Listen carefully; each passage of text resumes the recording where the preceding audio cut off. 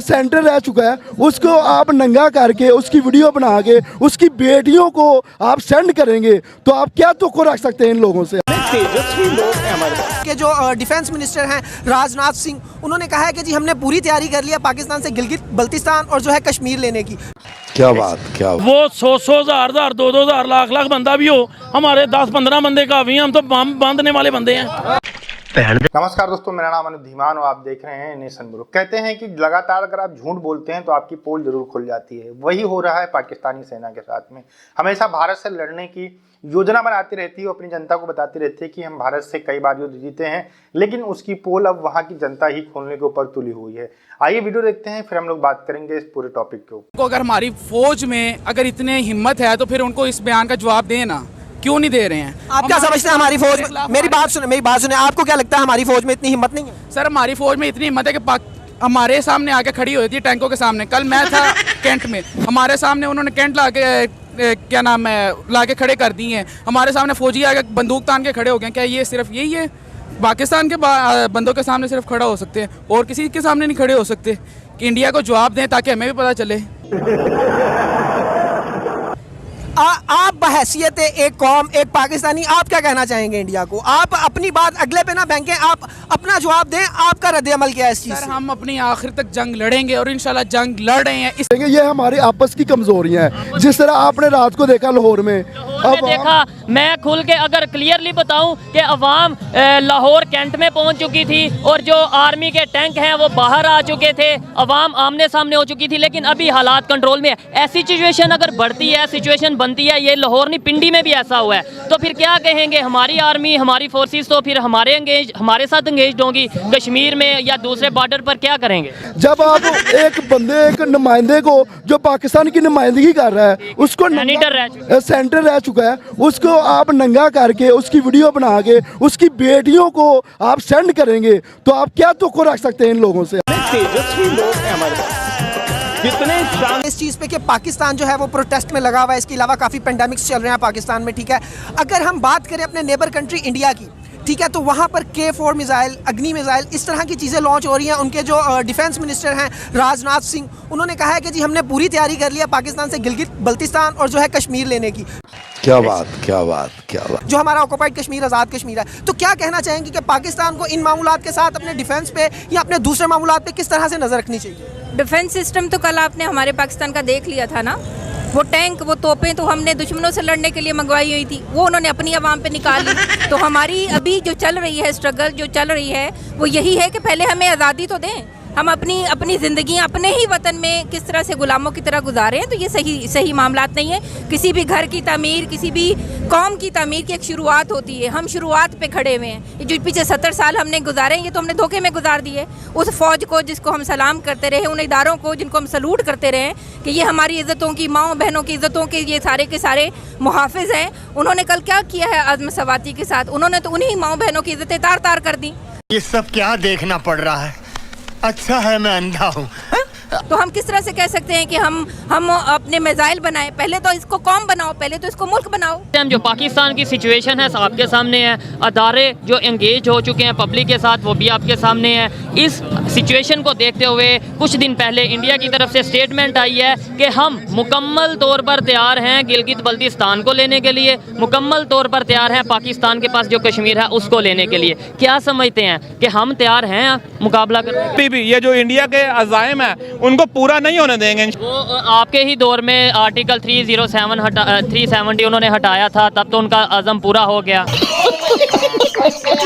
तो ma'am, India के इस बयान को आप किस तरह से देखती हैं कि उनकी तरफ से कहा जा रहा है कि हम गिलगित बल्तिस्तान भी ले लेंगे और आज़ाद कश्मीर जो है वो भी ले लेंगे, हम पूरी तैयारी में? तो पाकिस्तान के इसके तदारुद में क्या करना चाहिए पाकिस्तान? देखिए, इतना इंतशार नहीं है हमारे मुल्क में। हम एक जिंदा कौम है, इदारे हमारे सारे साथ है। किसी एक बंदे को हम इदारा नहीं कह सकते। हमें एतराज़ या हमारे ऑब्जेक्शन जो एक इंसान से हैं, एक फ़र्द वाहद से हैं, पूरे इदारों से नहीं है।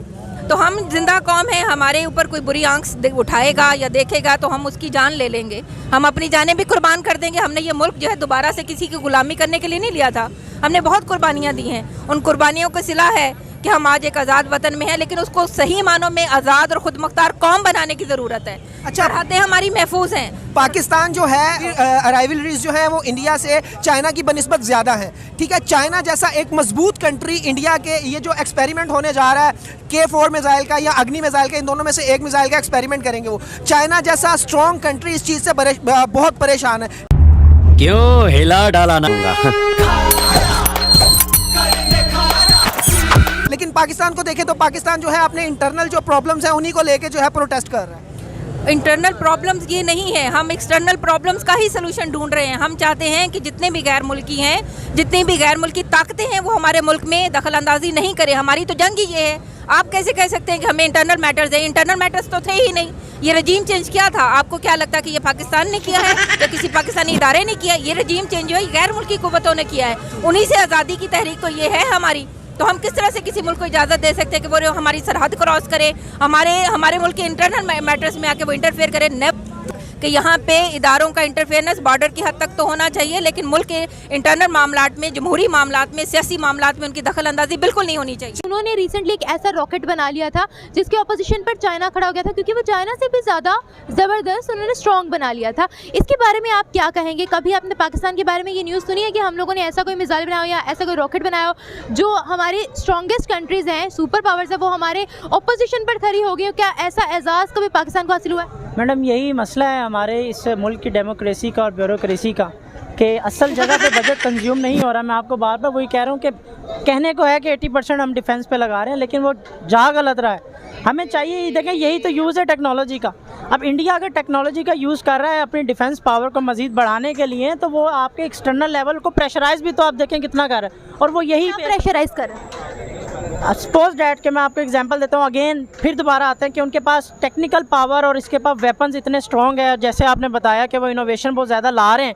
तो अब देखें कि वो कश्मीर के लिए जो है ना, वो पाकिस्तान को बिल्कुल नहीं खातर खवा लाते, क्योंकि कश्मीर के लिए पाकिस्तान को खातर खवा नहीं लाते। वो इसलिए वो डरते नहीं है पाकिस्तान से। अब इंडिया वाले पाकिस्तान के पास है क्या डराने वाला? मैडम, यही तो डिस्कस हो रही है कि वो 80% बजट जो जा रहा है, तो वो तो कुछ पावर पे, ऐसी पावर पे भी लगे जो हम भी डरा सकें। उनका तो गोल ही यही है कि वो सुपर पावर जो है वो किसी ना किसी तरीके से बन जाए। मैडम, जो देखें, जो उनके पॉजिटिव पॉइंट ऑफ व्यू हैं वो बिल्कुल सही है और वो यूज़ कर रहे हैं और वो बड़ा अच्छा कर रहे हैं। हमारे यहाँ बदकिस्मती से हम नहीं कर पाते। हम इंडिया से या अदर कोई भी मुखाला मुल्क है, उसको हम मुंह तोड़ जवाब देंगे इंशाल्लाह। वो 100 हज़ार 2 हज़ार लाख बंदा भी हो, हमारे 10-15 बंदे काफ़ी हैं। हम तो बांधने वाले बंदे हैं। टक्के उनकी खामख्याली है। इधर 22 करोड़ इंशाल्लाह जा गई है। यहाँ पर 22 की बजाय 25 करोड़ लगा दें, ठीक है, जज्बा भी बहुत है, ईमान भी बहुत है। वहाँ पर तो फिर 1 अरब 25-30 करोड़ हैं। फिर अगर ये बात करें खाली जज्बे से या खाली अगर तादाद से, तो कुछ नहीं होगा। ऐसे तो तादाद उनकी ज़्यादा है। हमारी हिस्ट्री देख लें आप सारी, जो आज़ादी की तहरीक है उसको आप सारे कंपेयर कर लें, आपको पता चल जाएगा। 1947 को भी पता चल जाएगा कि किस कदर हमने जदोजहद की, हमारे आबाद ने कुर्बानियाँ दी, अपनी जानों के नजराने दिए, इसलिए नहीं दे। ये इनकी वहम है, हम सुपर पावर।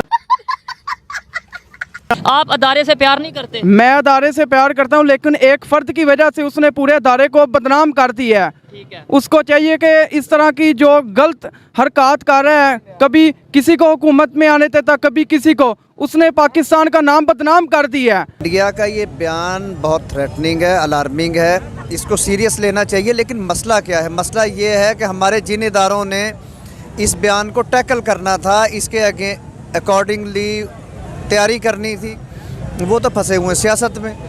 वो तो सियासतदानों की तस्लील करने में जुड़े हुए हैं और सियासतदानों पे हमलों के हवाले से उनके नाम आ रहे हैं, इल्ज़ाम लगाए जा रहे हैं। तो ऐसी सूरत हाल तो कहीं भी मिसाली नहीं हो सकती।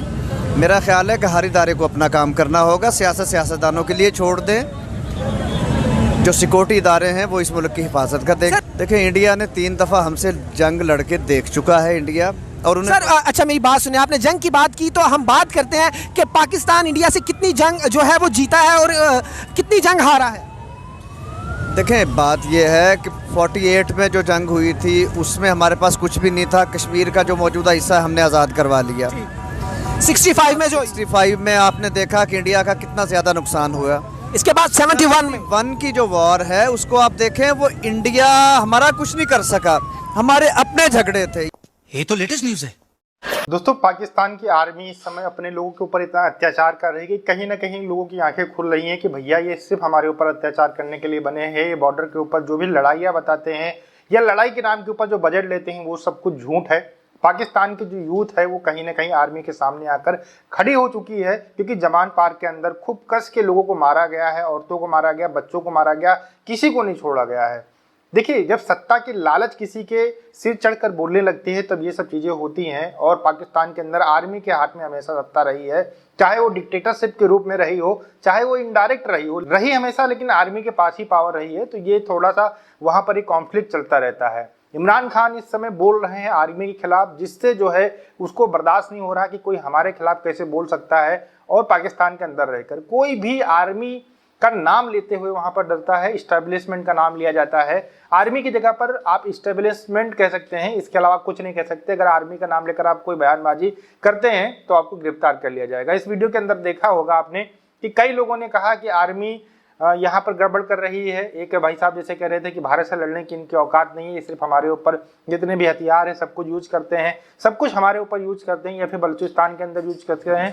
मतलब जितनी भी जनता है उसके ऊपर ये लोग हमेशा हावी रहते हैं, उनको मारते हैं, उनको जब मन होता है उठा लेते हैं, जब मन होता है जेल में डाल लेते हैं। एक तरीके का आप समझ लीजिए कि भ्रष्टाचार जो है आर्मी ने बहुत ज़्यादा खुलकर किया है। आर्मी चाहती है कि हमेशा जो सपोर्ट का हमारा बंदा हो वही आए, क्योंकि जब जो कोई खिलाफत का बंदा आएगा तो हमारे खिलाफ जांच बिठाएगा। और हमने जितने भ्रष्टाचार किए हैं, जितने युद्ध के ऊपर हम लोगों ने बजट लिया है, उसकी पोल खुल जाएगी, जिससे बहुत बड़ी दिक्कतें सामने खड़े हो जाएंगी और लोग कहीं ना कहीं आर्मी के ऊपर उंगली भी उठाना शुरू कर देंगे। लेकिन उंगली तो आज भी आर्मी के ऊपर उठ रही, पाकिस्तान की आर्मी के ऊपर हर एक पाकिस्तानी यूथ इस समय उंगली उठा रहा है।